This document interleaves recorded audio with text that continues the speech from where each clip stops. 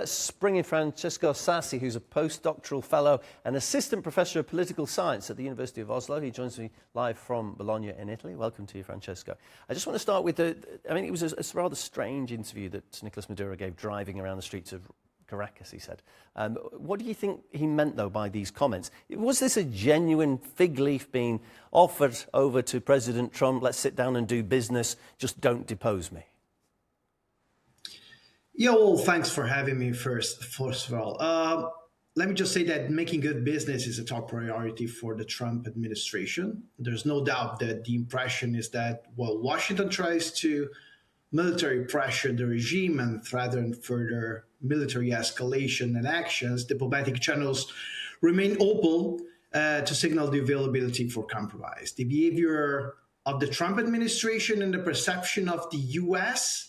As led by a transactional presidency in the Venezuelan scenario is also closely observed by other players in Central and Latin America. And there's no doubt that the Venezuela regime is open to make new businesses with the U.S. To stay in power in Caracas. I was researching into this because we know that Venezuela's got the largest oil reserves in the world, and I've always been curious why they're not one of the world's biggest producers of those reserves. And they're relatively small in terms of output. Why is that? I mean, I've read it's because of the quality of the oil, but as an expert, you'll be able to tell me better.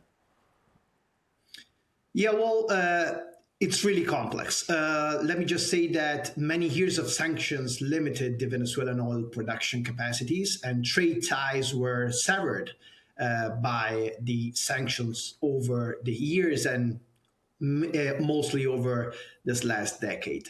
And the production plummeted from the peaks of more than a decade ago. Right now, we are at a third of the oil production we had in Venezuela 10 years ago. Financial struggles, widespread corruption, and miserable policies implemented by the state-owned company, PDSVA, have had negative consequences for the company's economic performances, leading to the current inability to produce higher volumes of oil. But a key issue here is not production, is keeping the capacity of Caracas to exporting oil rather than producing right now, as storage capacity is running out, as the U.S. keeps pressuring the oil exports and keeps seizing tankers off the coast of Venezuela. Some other unsanctioned vessels made U-turns in recent days, which is very preoccupying for the stability of the Venezuelan exports, and then as a consequence, for the stability of the oil production in Venezuela.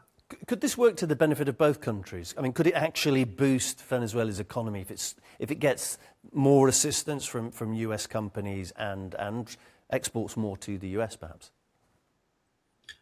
We need to see sanctions lifted, first of all, to see an increased production of Venezuelan oil.